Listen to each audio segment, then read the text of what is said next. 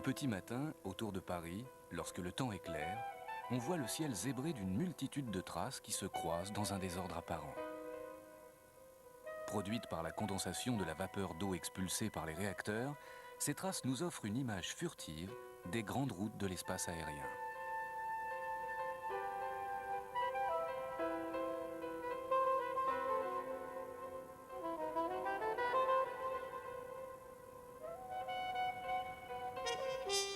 Un Boeing 747 d'Air France circule à l'approche des côtes françaises. Parti de New York la veille, en milieu de soirée, il se posera à Paris-Charles de Gaulle à 6h20. Dans le ciel tissé de couloirs aériens, il circule sous l'autorité successive des centres de contrôle en route de Brest, puis d'Athis-Mons, au-dessus de l'Île-de-France.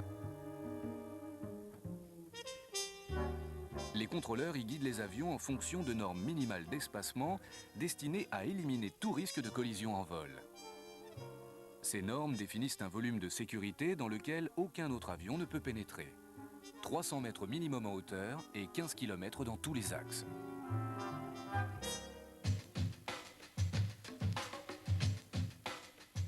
L'avion est transféré au centre de contrôle d'approche de CDG qui va gérer son approche finale, puis à la vigie qui prendra en charge son atterrissage. Dans le ciel dégagé du début de journée, à une heure où l'espace aérien ne comporte encore qu'un trafic réduit, le 747 emprunte les trajectoires nominales pour venir se placer dans l'axe de la piste et entamer sa descente finale. Paris sur 128,27. Air France 643 descendez niveau unité 20. Le contrôle lui communique des caps et des vitesses successives de manière à l'amener dans l'axe de la piste à une altitude de 1000 mètres et une distance de 20 km de l'aéroport. Air France 26-25. L'atterrissage repose sur une technique qui consiste pour le pilote à se caler sur une ligne idéale de descente. C'est l'IS, créé par deux émetteurs, l'un dans le plan vertical et l'autre dans le plan horizontal. L'intersection de ces deux plans constitue l'axe idéal de descente sur lequel l'avion décrit une trajectoire régulière sur une pente à 3 degrés qui l'amène au contact de la piste. L'atterrissage aux instruments utilise des techniques et des appareillages qui sont communs à tous les aéroports et tous les avions du monde. Les procédures d'approche répondent à des normes internationales standardisées qui permettent aux pilotes de se poser en tout point du globe avec les mêmes procédures. Et cette pente de 3 degrés que suivent les avions pendant l'approche, elle est définie par l'Organisation internationale de l'aviation civile et c'est la configuration dans laquelle les avions se posent en toute sécurité. L'atterrissage est la seule séquence de vol où les avions décrivent tous la même trajectoire. Même si vus du sol, les gros porteurs, en raison de leur taille, semblent voler plus près du sol. À 6h20, le 747 se pose sur la piste nord. Il repartira vers 11h, après les différentes opérations de l'escale, pour rejoindre New York en fin de journée. L'espace aérien s'est considérablement rempli pour atteindre un des points maximum de densité du trafic de la journée. Roger, radial 270 now. Un 747 de la JAL survole l'est de l'Europe. À Francfort, le vol 237 de la Lufthansa se dirige vers la piste. Et un Boeing 767 de la British Airways quitte l'aéroport de Londres. Ces avions pénètrent dans la zone d'approche terminale par 3 points d'entrée qui marquent le début du travail de régulation radar. Ces avions ont des profils de vol différents, qui sont fonction du type de chaque appareil, de sa vitesse, de son altitude et des vents dominants dans leur secteur de circulation. Le travail des contrôleurs consiste à organiser la convergence de ces avions vers les pistes de l'aéroport. Ils constituent un flux hétérogène qui sera transformé en un flux régulier pour les amener dans l'axe de la piste à des vitesses réduites. Les contrôleurs doivent écarter les trajectoires les unes des autres, allonger certaines ou au contraire les raccourcir afin qu'ils puissent se placer les uns derrière les autres dans l'axe de la piste en respectant de nouvelles normes de séparation. La mission du contrôle aérien est essentiellement de garantir la sécurité entre les vols. Pour y parvenir, il faut savoir que la fluidité du trafic est un élément déterminant.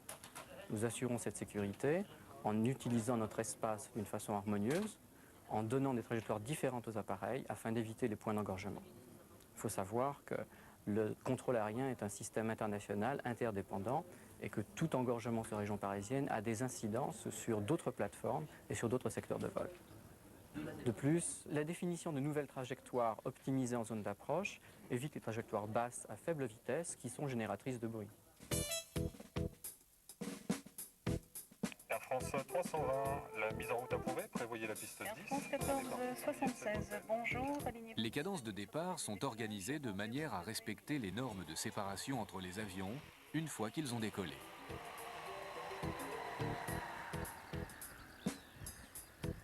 Avant de se disperser vers leurs destinations respectives, les avions empruntent des trajectoires initiales destinées à préserver les communes environnantes.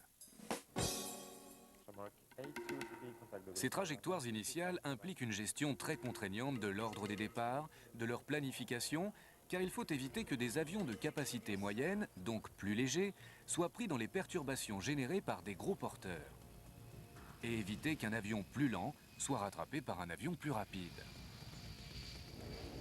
Seuls les avions à hélice dérogent à cette règle. Beaucoup plus lents, ils ralentiraient le rythme des décollages et risqueraient d'être pris dans les turbulences aérodynamiques des gros porteurs. Pour ces raisons de sécurité, ils s'écartent plus rapidement de l'axe des trajectoires initiales. Ces trajectoires sont définies par le code d'exploitation de la plateforme auquel les compagnies doivent se plier.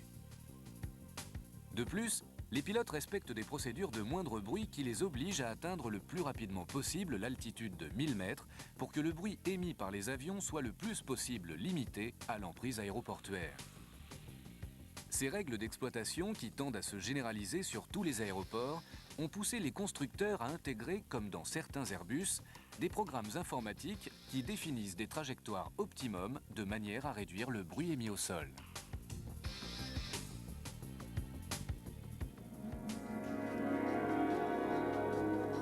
La tour de contrôle est informée par le centre météo d'un prochain renversement du sens des vents dominants. J'aimerais changer de configuration. Le chef de tour prend alors la décision de changer la configuration des approches. En effet, les avions atterrissent et décollent en règle générale face au vent, configuration dans laquelle ils sont plus manœuvrants. Cette règle de base de la circulation aérienne explique l'alternance des atterrissages et des décollages face à l'est ou face à l'ouest en fonction des vents dominants.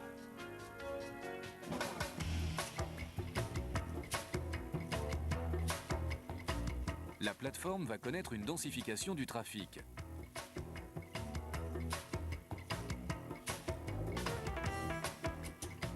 Face à cet afflux de trafic, les contrôleurs répartissent les avions dans l'espace de manière à ce qu'ils puissent emprunter l'ILS les uns derrière les autres en respectant les normes de séparation. Ils entament à 20 km de l'aéroport leur descente finale sur une pente régulière à 3 degrés jusqu'à leur contact avec la piste.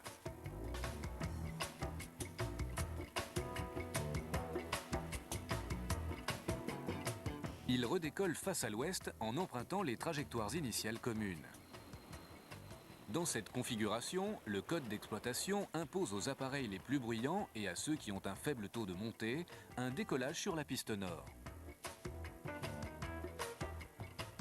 De plus, ils doivent suivre une trajectoire particulière, appelée trajectoire pleine de France, de manière à éviter le survol des zones les plus urbanisées.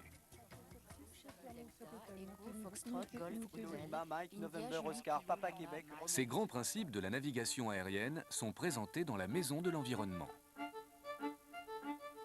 Cette exposition offre au public les grandes lignes de l'histoire et du fonctionnement de la plateforme aéroportuaire. Ses métiers, mais aussi la maîtrise de l'environnement et ses différents traitements. Analyse de la qualité de l'air, de la qualité de l'eau et mesures contre les nuisances sonores. Au cœur de cet espace, Sonat présente en temps réel la trajectoire des décollages et des atterrissages. Il offre la possibilité de rejouer des séquences de trafic durant un mois pour visualiser des trajectoires particulières. Moi, j'ai un avion apparemment qui est passé samedi vers 13h20, 13h15, 13h20 au-dessus de Dammartin où j'habite. Et j'ai l'impression qu'il a quand même coupé, qu'il est revenu sur Dammartin. Sonat est un outil qui permet aux riverains de visualiser toute sortie anticipée du cône des trajectoires initiales.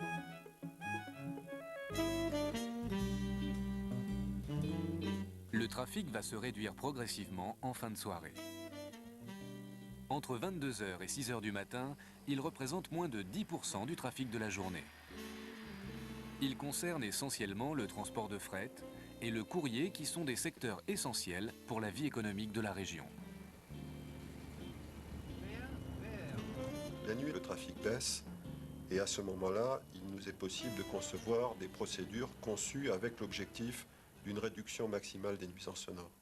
Par contre, le jour, nous devons sans cesse faire preuve d'imagination et trouver des solutions techniques performantes qui nous permettront d'assurer la sécurité des riverains et des passagers, permettront de continuer à maîtriser les nuisances sonores et à assurer une ponctualité acceptable du transport aérien.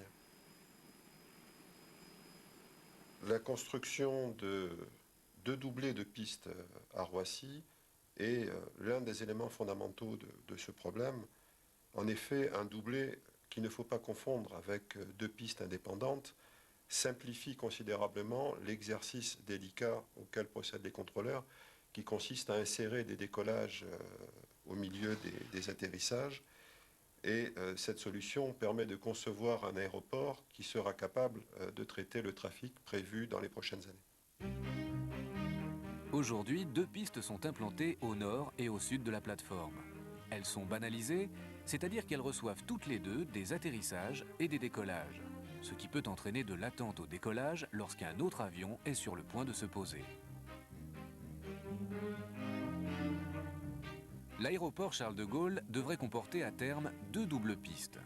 Sur chaque doublet, les avions atterriraient sur la piste extérieure et décolleraient sur la piste intérieure. Cette spécialisation des pistes autorisera la plateforme à assurer une augmentation de 50% du trafic. Elle permettra une plus grande fluidité dans chacune des deux configurations, face à l'est et face à l'ouest, ce qui constituera un facteur favorable pour l'amélioration des procédures à moindre bruit. De plus, la plateforme doit intégrer la nouvelle organisation des vols d'Air France qui est bâtie sur le principe du hub. Cette gestion des vols regroupe une succession d'atterrissages suivie d'une vague de décollage, ce qui permet d'offrir une multitude de correspondances avec un temps d'escale réduit. La création de ces deux doublets de pistes favorisera le développement d'Air France et permettra à CDG d'assurer l'augmentation du trafic jusqu'à l'horizon 2010.